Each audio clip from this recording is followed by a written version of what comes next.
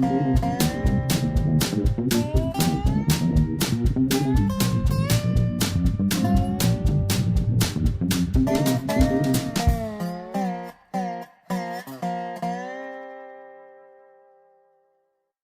is Dave Monk, Prairie Monk, WEFT Champaign 90.1 on your FM dial. And Dave on the board. Sandra Otten in the studio. Yes. So we've asked Sandra to come in and do some promo work because it's pledge drive. And because I love the Prairie Monk.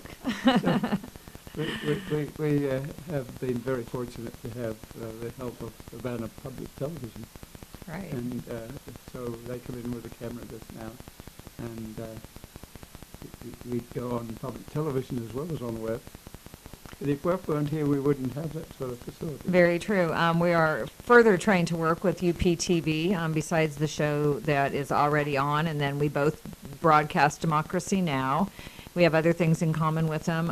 Renee Angelo's show and Evelyn Underwood does a show on both. Well, Monday night, WEF Sessions. WEF Sessions is on. Exactly. Is on 2 cameras. Right, right. Yeah, so we have an association with them, and we're trying to build that alliance, and we wrote for a grant together. They supported us in our grant where we're trying to get a daily news show going, and we're starting it by having a daily calendar, and we hope to have that off the ground in September. So what I'm really focusing on, one of the things I'm trying to focusing on as a board member, that I joined the board in August, one of the things we're focusing on is public affairs, locally produced public affairs. Because our consultants, the National Federation of Community Broadcasters, say that there is a model of successful community radio stations, and they all have locally produced news as one of their features. That's very expensive. Just this last week, I've had to go to a meeting in DeLand, a meeting in the city building, and a meeting at Starved Rock State Park. And so to get that community information takes time. It does. And you have to think about it, because what you spend in 2 days, you're going to try to spend 15 minutes to tell people about it. Right, I know. Public affairs is harder to create than you would imagine, and certainly it is when you try to go out, gather the news, and then distill it down. Yes. There are easier ways to do it. We're going to start with a calendar and interviews so that we make sure we have, we already do a great job at WEFT of getting the community in here. Calendar is important. Right, today we may try to burn this afternoon at Prairie. And then you're providing that information. And that's a date only. We'll probably tell a little bit about how to burn, but basically we're going to use their right. And what we're proposing is that we do a daily calendar kiosk. We're calling it the Progressive Arts Calendar and Kiosk. So every day we'll have a calendar that just rotates new things into it, and then the kiosk is a place for a community member to come and speak about one of those things. So that's kind of how we're going to start, getting the volunteers trained to be able to know how to use the equipment and to start gathering information and how to be a part of WEFT. And we're using both interns and volunteers, and we're going to be really starting to search for those. Guests are very helpful sometimes. They are. Sometimes you only have to start them rolling and they keep I going. I know.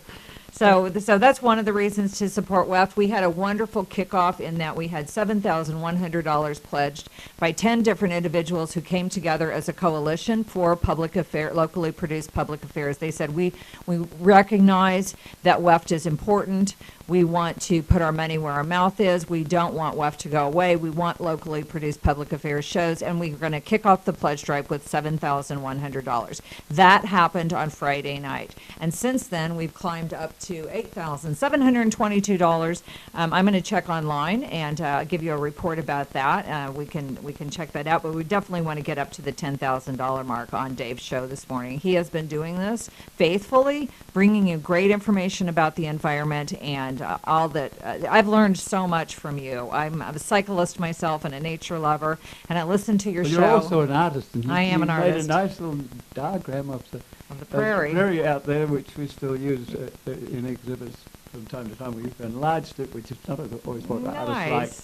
But Some of my legacy lives on. Yes, yeah, we So, appreciate that. yeah, so 359-9338 is the number to call here, or go online, weft.org, and then hit the support button. We have great premiums. We have 2 new premiums. We're offering at the $40 level a bandana or a USB charger. That's one that slips into your little cigarette lighter in your car, and you can plug your USB in to do your charging. So those are at the $40 level.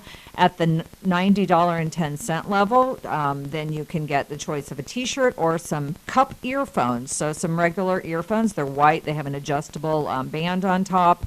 They plug into your phone or your whatever, and you'll have your set of left earbuds. So that's at the $90.10 level. You get a choice between the T-shirt or the earbuds, and if you give twice that much, you get it all. There you go. Okay. And so thank you, Dave, for doing what you're doing, and thanks for the listeners for being loyal listeners. And now it's time to step up to the plate to put your money where your mouth was for our Yes. spring pledge drive. Because we need people like Dave to engineer, and you need equipment. You just in the last week had a bit of a problem with different CD players. Always something. Yes. Always something. So it costs to store those or buy new ones, depending on the breed. And I think we keep our expenses really not low, but even with just one paid station manager kind of position, it still adds up to $560 an hour or something like that we have to generate in order to keep WEFT Yes. alive. When you factor in the electric and the tower rent and the money we pay to the artist and to the BMI and all those things, there's lots to think about here, isn't there? yes. Well, thank you for coming in. You're welcome. And we'll do a little bit more. Operator at the end. standing by, 359-9338. Yeah. Got a lot of things to introduce today. We went to an interesting zoning meeting at DeLand, and Dave and I went to the Prairie State Coalition meeting in Starved Rock, and we were wanting to do a prairie burn this afternoon. The wind is fairly low.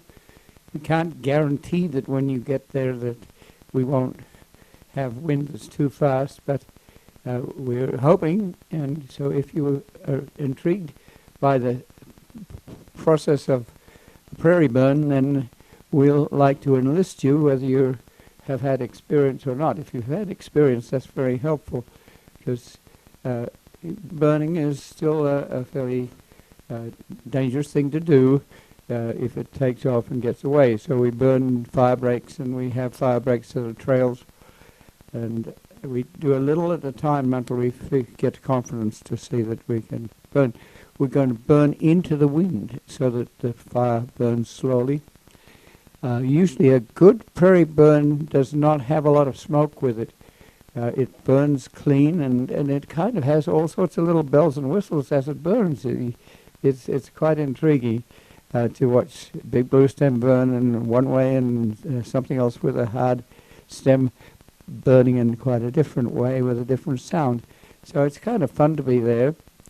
You have to know that fire can be controlled. We have water and sprays, and we try to keep in contact with each other, so we just don't have 10 people lighting little fires along.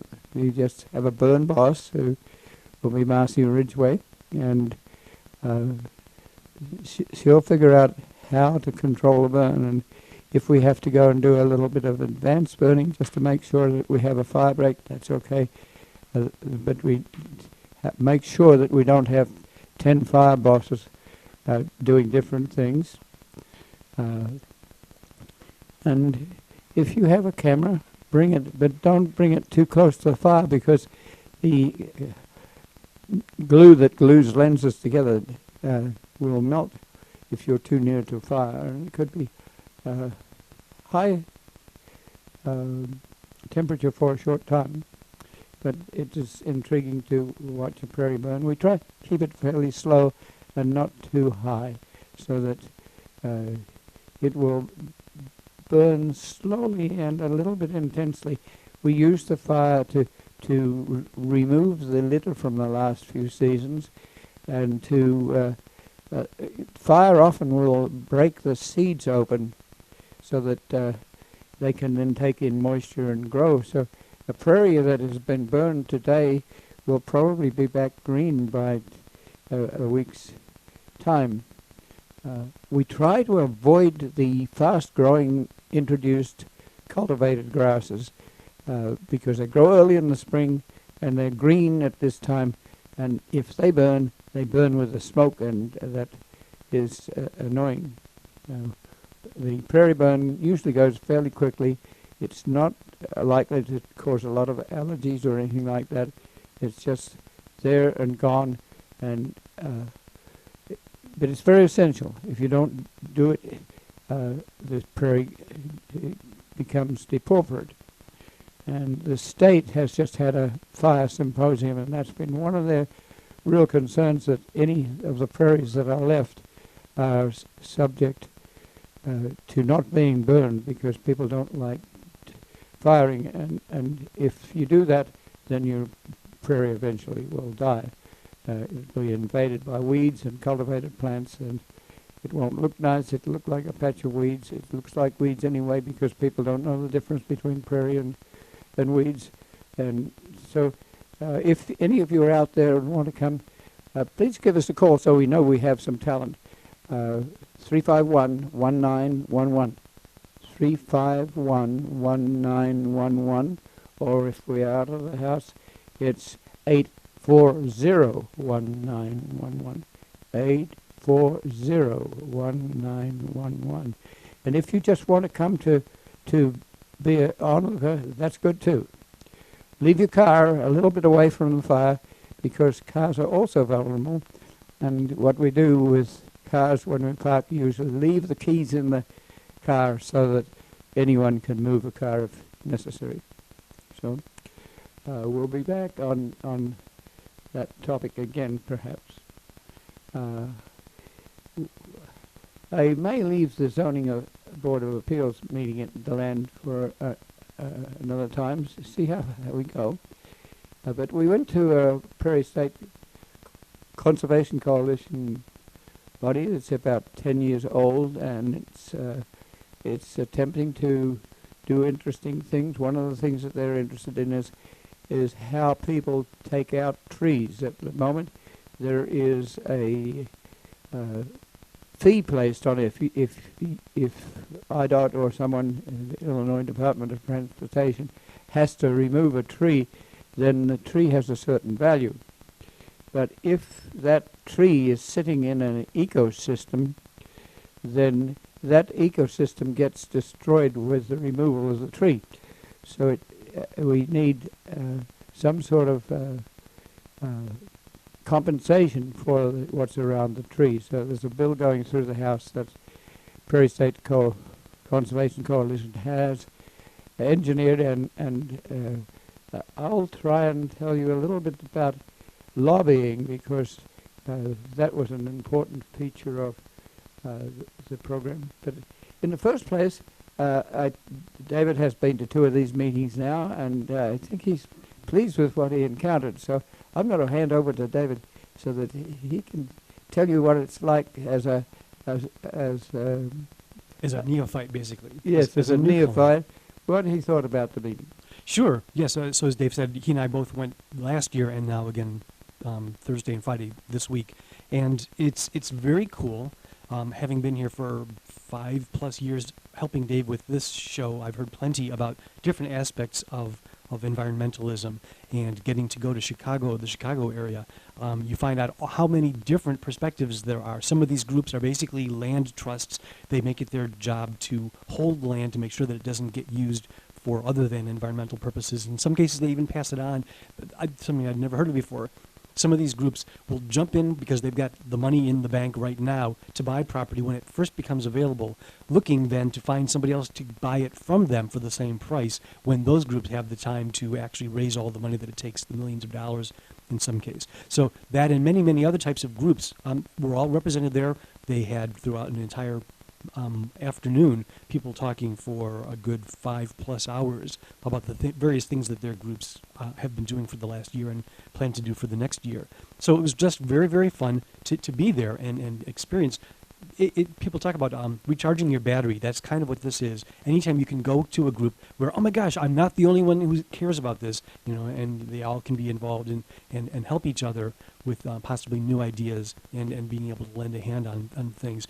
But one of the neatest things for me personally, I've worked with computers since more than 30 years ago, and especially working with databases. There's something about the way I think. I just see databases all over the place. And several of the people who spoke at this conference either spoke directly about a database that they're putting together to cover the entire state and keep track of parcels of land. It says that they've got almost 10,000 of them so far in the state that are held either by non-government units or the government itself or even private people.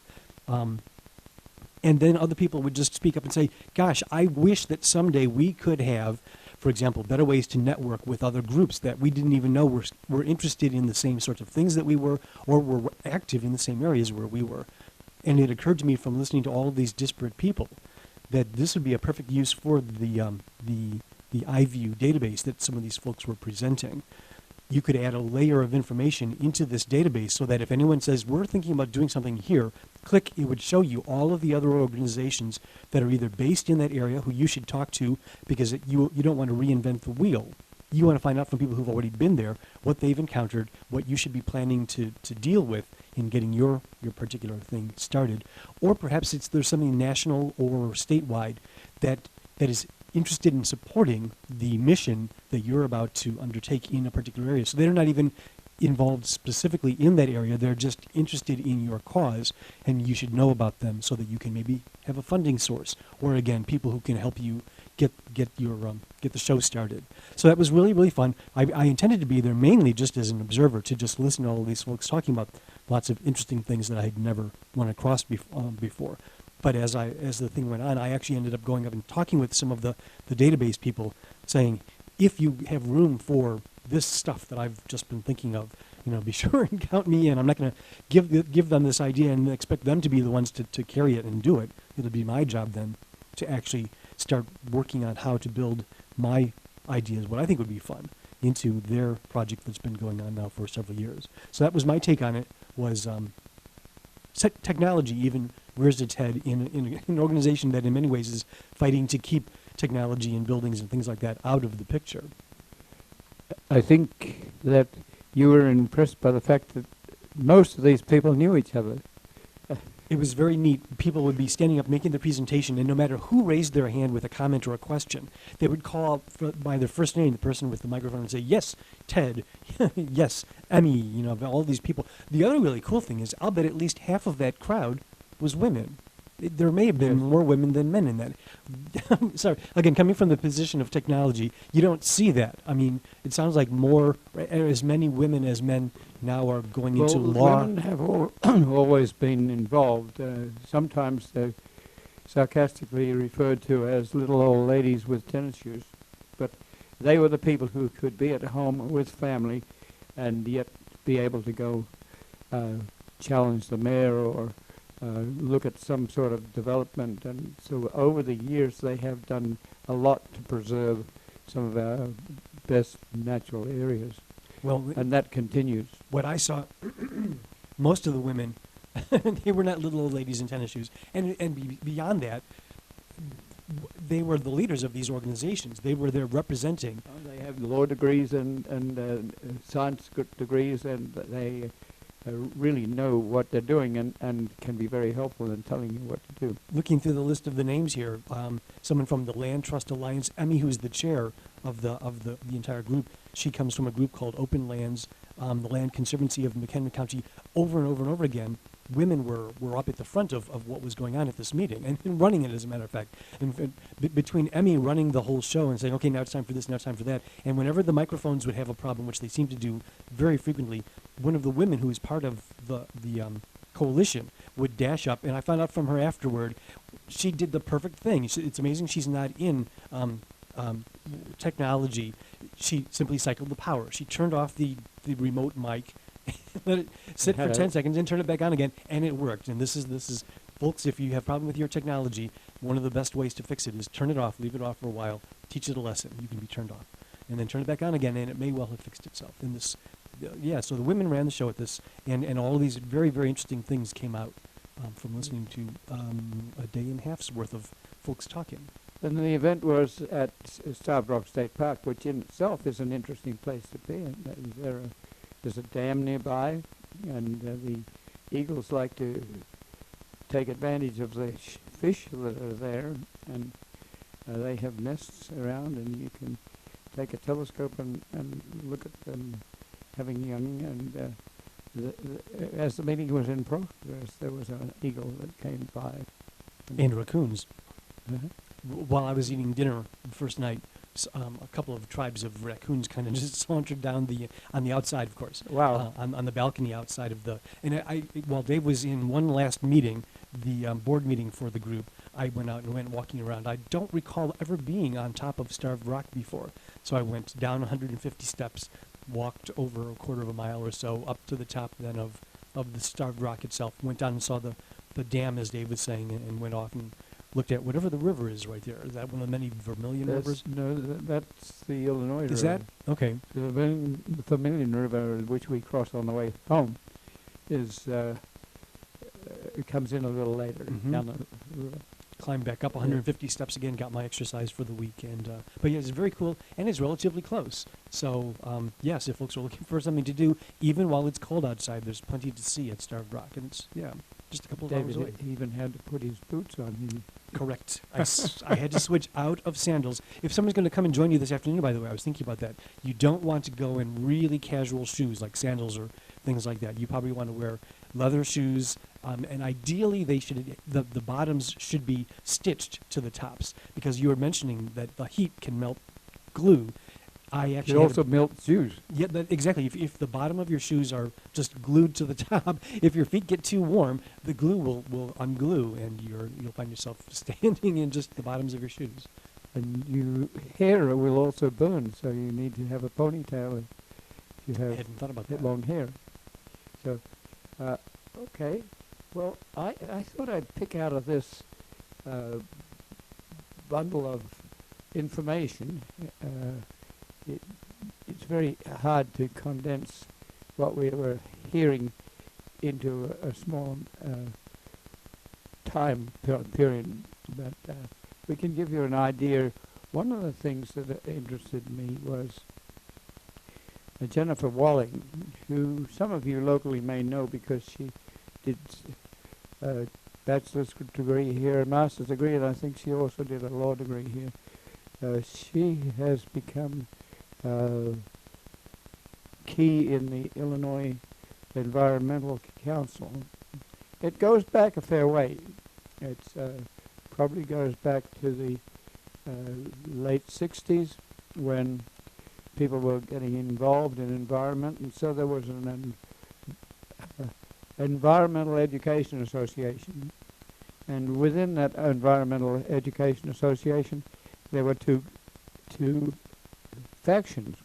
One wanted to provide teaching materials to teachers and to have programs which would alert students to the landscape, encourage awareness, but it didn't want to be lobbying.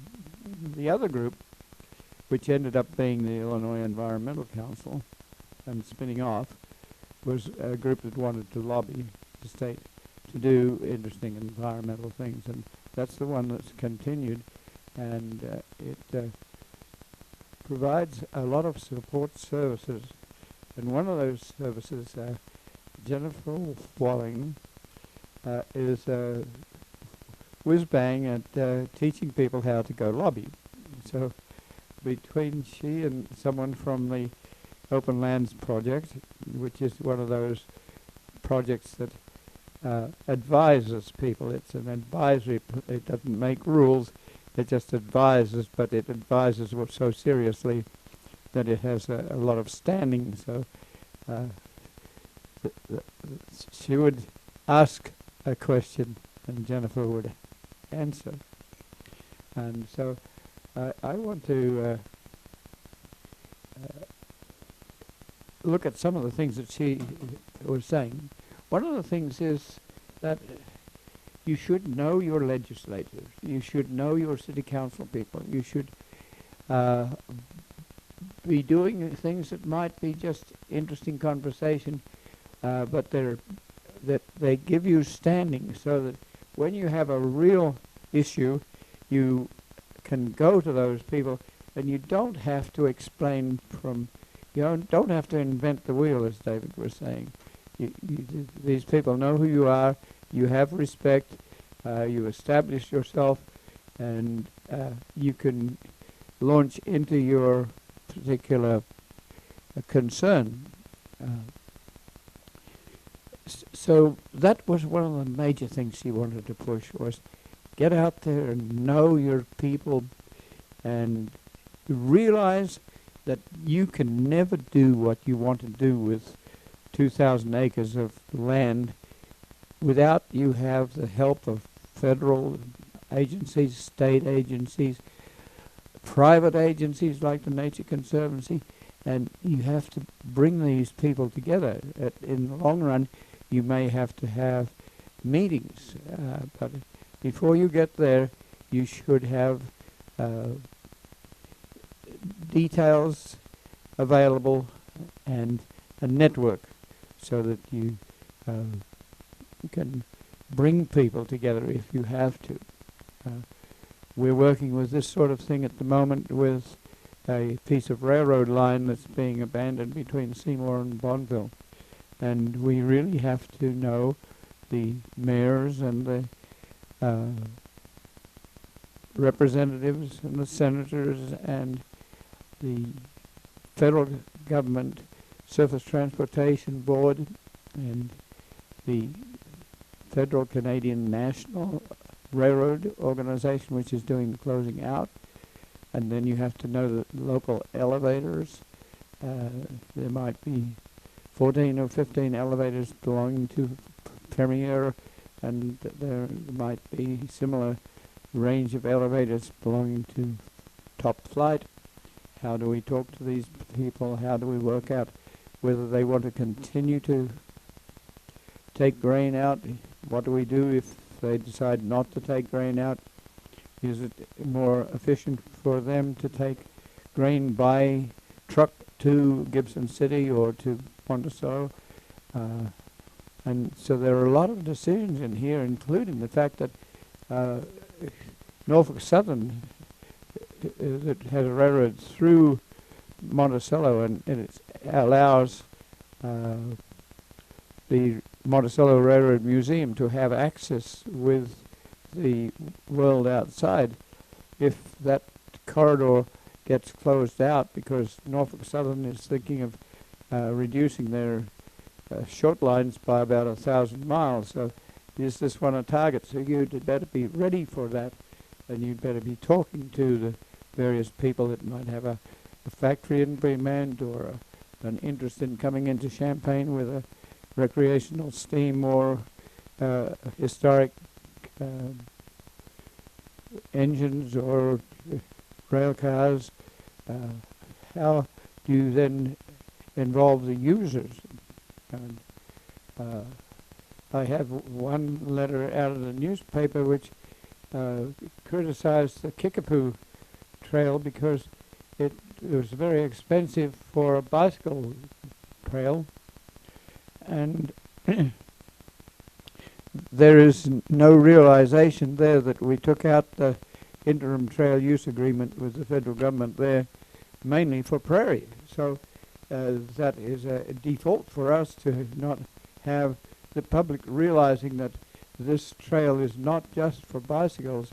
It includes the little towns like St. Joe and Ogden and Fithian and Muncie to get together in a different way.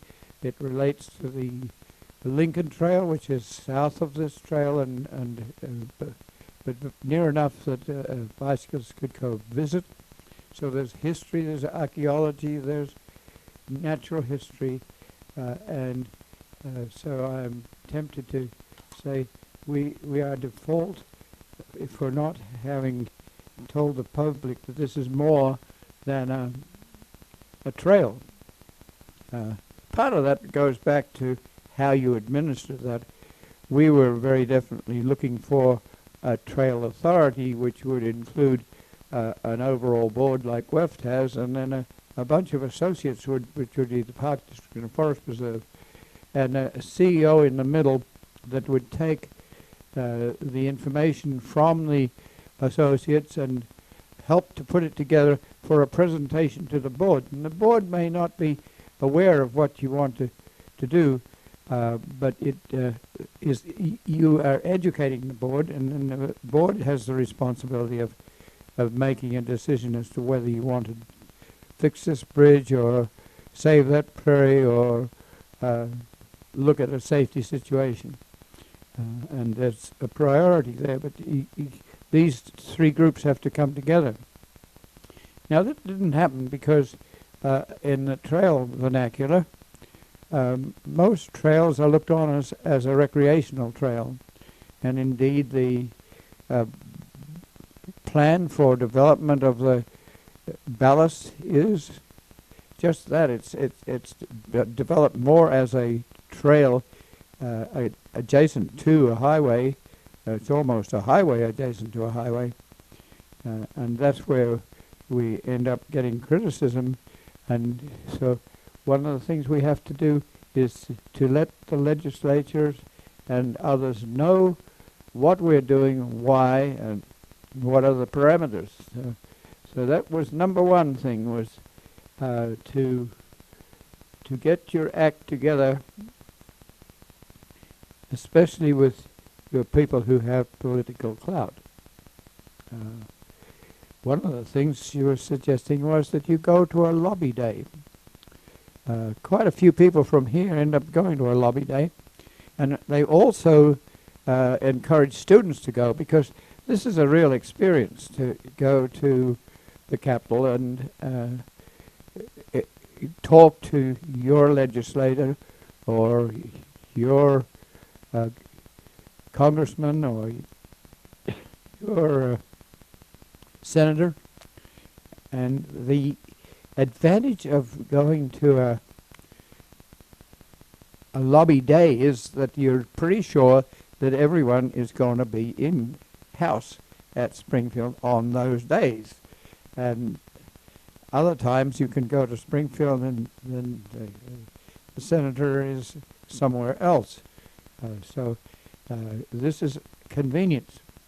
Then some days are better than others. Some days there will be more lobbyists there, and so Thursday, April the 7th is a good day for lobbying.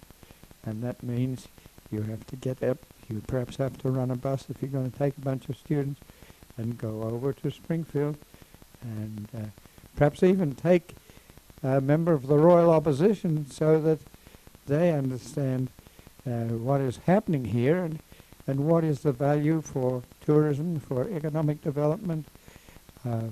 How can we look at these resources in a broad manner?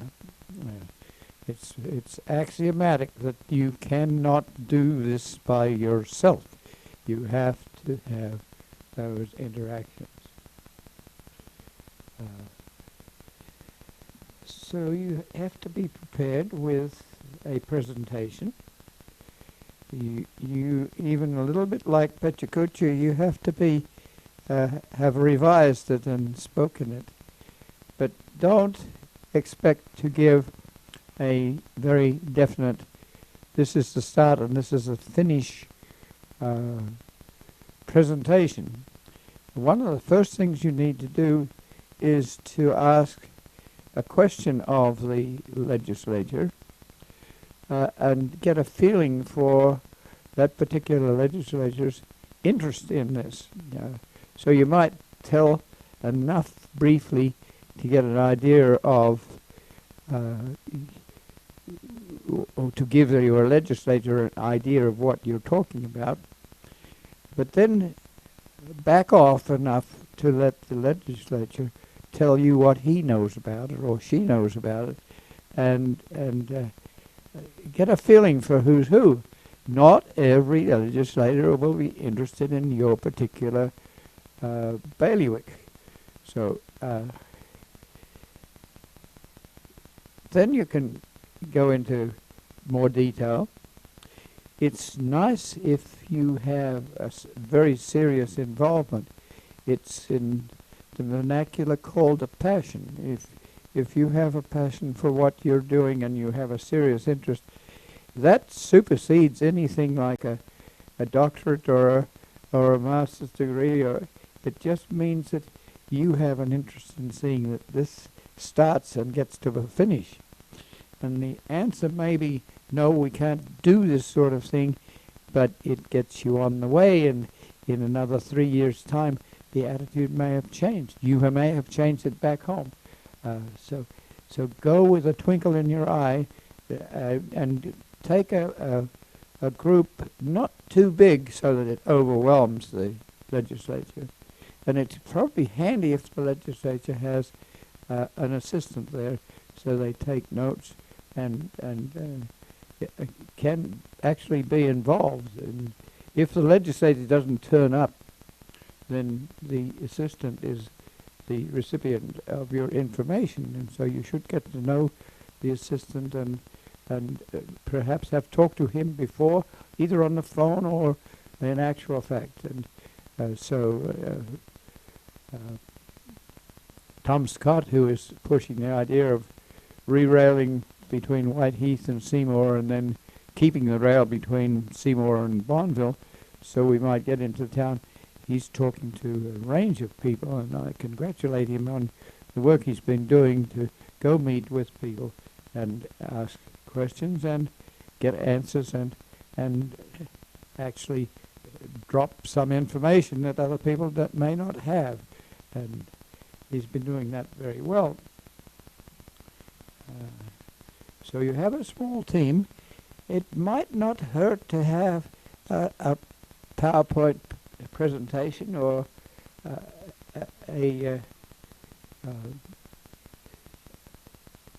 something like a 3 foot by 3 foot presentation with a few pictures on it to get that information across. So pictorials are helpful. It is helpful to have, if you have a team, it may not be the presentation team only, but it might be a member of the board who's getting experience for the first time, and that's very handy. It's an educational process. Don't be surprised if the legislator is late. Legislative time in the rough is if you arrive at 10 o'clock, the legislator will arrive after 10 o'clock. And so be patient. And sometimes if you're on a day when there's not a lot of traffic, you might be able to extend your conversation. But be patient and try to find out what the interest of the legislator is also. Don't be afraid of the budgetary situation. At the moment, there's people who won't go to Springfield because it's not freeing up the monies that are available. Some of those monies are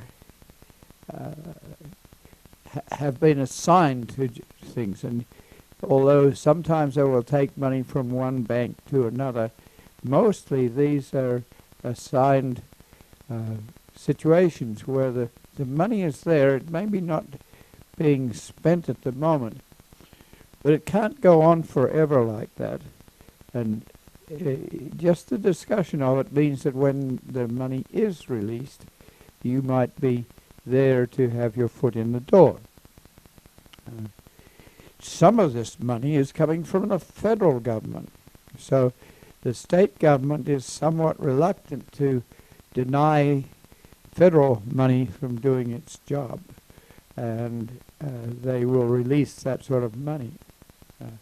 One instance is that we've got a bid on 6 miles of kick-through trail from Urbana to Danville, but it was intended that a bid be made on the bridge, quarter-mile long, 100 feet off the ground, bridge over the Vermilion River. It was anticipated that that would cost about $2 million, but that has been put on hold.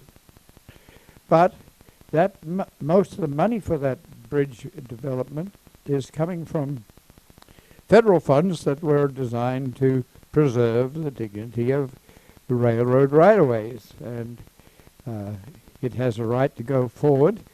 The state is always reluctant to not use money that is provided by the federal government, and both sides of the House have decided that they want to do this sort of rail trail thing, interim trail use, so that money is there, and there will be questions if it doesn't get to be used appropriately. So rest assured that even though the budget is got its problems in Illinois, there may be issues beyond that that are federal. Sometimes they're almost international. Some environmental groups are doing things outside the country as well as inside the country.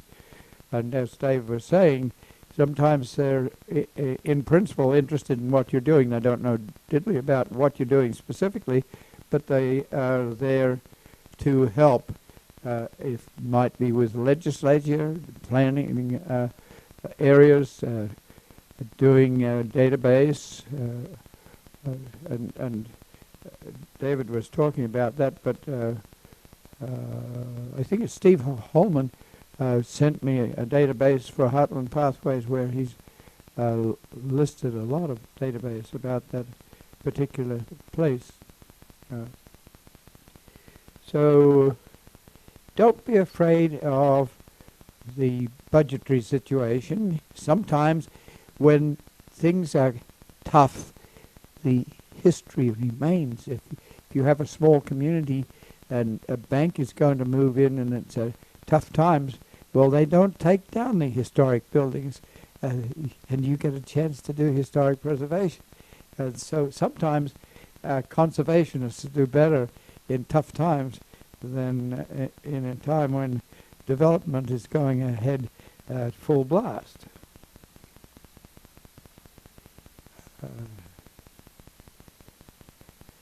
Now, if you have legislature, you don't only go to meet them. They come home after a while, and you have them in town. And so they're available to speak at your conference or at your small meeting.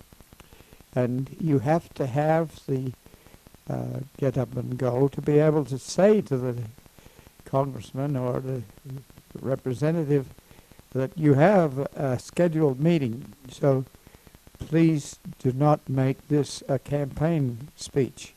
This is what we want you to speak to. Would you please contain it to that level? Now that's a little bit rough and tough. You got to have a bit of get up and go to the congressman and say, "Hey, would you not be too verbose?" But that's there. If you can't afford the time for your conference to have someone speak, then you can always have them recognized.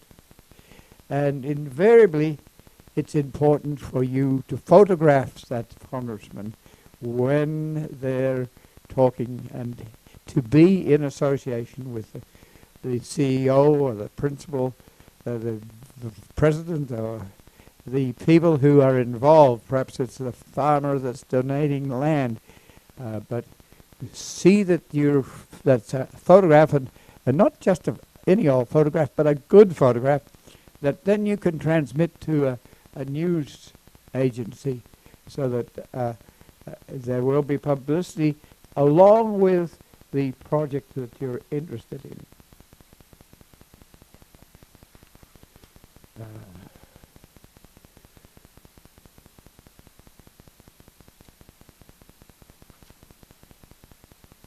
This would be a good time for folks to run to their phones and give us a phone call here at 217-359-9338 and make that pledge to help keep WEFT here so that the Prairie Monk can be here. And remember, that's just a pledge. That means you could have a month or two before you actually have to have that check or credit card ready to make that payment. 217-359-9338. Yes, I appreciate what David is saying. We're doing things with Urbana Public Television and with YouTube, and we wouldn't be doing that without a lot of cooperation in a number of directions. And so WEFT is rather unique in its ability to do this. One of the things that is helpful is it's always tempting to ask what funds are available, but you should know what funds are available. You should have done your homework and know that Osland is a state funding group, and it may be on hold at the moment, but you may want to be lined up to be there once it gets released. You may know about the Nature Conservancy, which is a private organization, and how you might work with that. Is your little plot of land too small for them to be involved in? Are they looking for 1,500 acres? Or so you can dare to ask about funding, but be aware of what you can do in the background. You know, some agencies totally free of any governmental apron strings, so you can perhaps lock into that sort of funding, and it would be good for the local mayor to know about what you're wanting to do. So you can make a spreadsheet like David was talking about to list the funding agencies that you know about, but your legislator might know about a few more. So if you transmit your twinkle in your eye to their twinkle in your eye, you're on the right route. Try to indicate the team effect. Teams get a lot further than you as an individual, so don't expect the legislature to put that team together. You come with an idea of what the team is, and you're initially it's rather rude and crude, but most legislatures have the ability to flex and to change and to look at things and to suggest things. So a team approach and an interdisciplinary approach is very, very helpful. And these days, it's recognized that places like Beckman Institute put there to facilitate group action. And over, people who, like Dave was saying, he hasn't been involved with this particular environmental issue deeply, but all of a sudden he may see something that is worth happening. In fact, I felt like all these pieces of paper that we have that relate to the different issues that were being discussed could be in a presentation, a booklet form, so that it could go on a library shelf somewhere. And I suggested that to a few people, and I think that idea was worthwhile because I got some positive response. So even the neophytes come with ideas that you mightn't have otherwise. It is behind this. You might not take this to your legislature, but you need a Punch and Judy show. You need to have under your arm a little display that can go on a 8-foot table and show people what you're doing. A few artifacts that go with it, and perhaps take your laptop and projector and be knowledgeable enough so that if you do dare to do this and show like you are a plane driving along the railroad bed, indicating the plot of land that you're concerned about, indicating where the roads are going, it's very, very helpful. But you need to be organized enough. The people you're talking to aren't going to wait 5 minutes while you get the computer organized. Just so there has to be a flow and an awareness and a rehearsal there. And so rehearsed several times. But have a Punch and Judy show so you can take it to the local library, to the local schools. It can be adapted for a different use. You can take it to planners and get them perhaps involved. Try to be aware of the legal issues. We had some very helpful sessions where legalities were being looked into, where the law as established is strange, and you might just like to, as even if you're a wee folk, little folk, you might like to challenge the law. And it has actually happened that your concern, and you're likely to be to lose a lot of money by challenging this, your ability to challenge this legal document and say, well, we don't think that one works, and we don't think that one works. Can we revise this? Here's a suggestion for a bill. And so we had some people presenting that situation.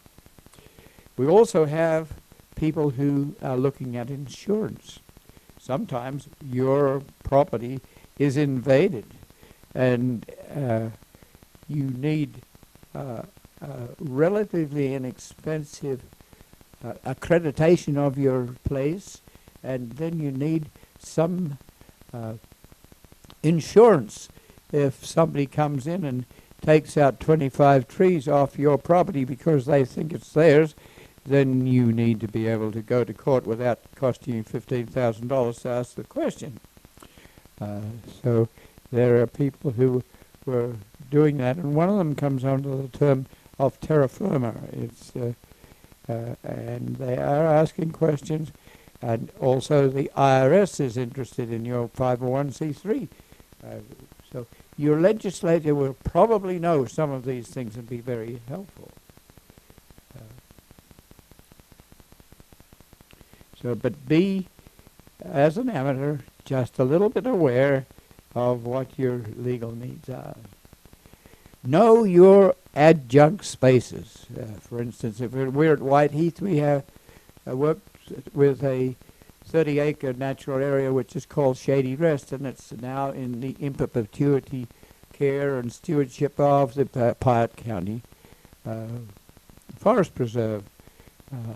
But that relates to the little railroad that goes right through the area. So then know that your legislature should know how other natural areas relate. The Grand Prairie Friends has been working in the Charleston area, and they have acquired quite a few pieces of land, but they also relate to natural history sites that have been purchased by the state and other agencies, and that makes for an area which is large enough that it's not just a simple trail where the fox can walk along and take out all the Franklin ground squirrels. You need a reasonable space for the ecology to express itself. Know where your history is. Does Shady Rest have a history? Yes. It was at a park that was there 15 miles out of Champaign, which was just enough for a horse to get to in that era. But there is probably some modern archaeology there. If you dig in the soil and find an old steel tractor tire, then you can bet that this was being used in the era when you had a Fordson or some tractor that was of a different era. And some of those things become the museum pieces that you would like to use to explain to young folk that there was an era when tractors didn't have rubber tires. They had steel tires. If possible, find your local professionals. We're lucky at the Forest Preserve in Champaign County. We have the retired director of the Champaign Park District and the retired director of the Urbana Park District. So those two people come with an expertise, and they're liking to see the continuation of what they were doing as professional people. The advantage is that they no longer have to be in charge of the nitty-gritty pieces that from day-to-day activities. They're free to make suggestions and use their imagination.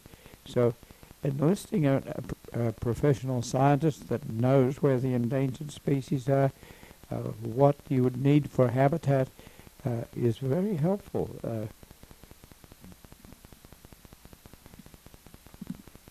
Looking at my outline here, there's also the possibility that some of the people that are involved may be students, and they may find an atmosphere where they can start and finish a project, and it can become part of their academic career. So don't assume that all your volunteers are going to be there and gone. You're giving opportunities to people to discover you and discover their lifestyle. And so don't necessarily give your volunteers only menial chores like filing information, which is a very boring job for yourself, let alone a volunteer.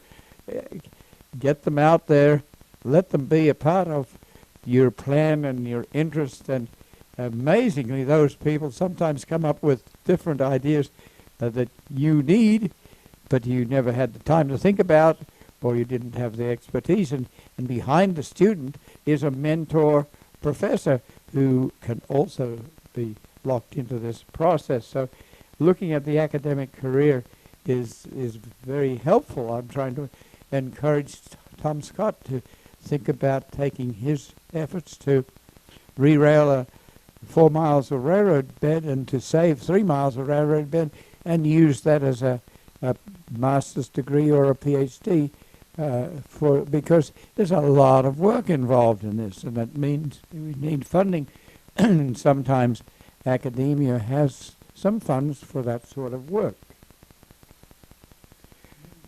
1 minute. Oh, right. I was going to say, don't tell all your things if you know that you have information that the legislature won't understand. Then don't give too much information.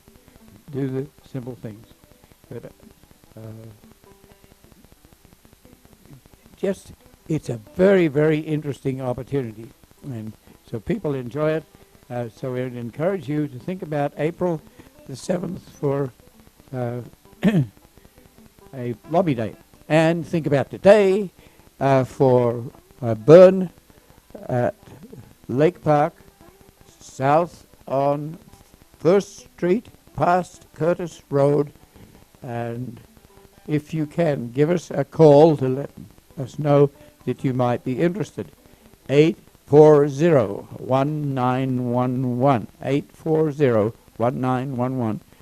And before we go, let's say something about WEFT and try to encourage you to support WEFT, which supports us in the endeavors that we have that overlap from time to time. Sure. That would be, first of all, we should always, as always, mention that the views and opinions expressed are solely those of the speakers.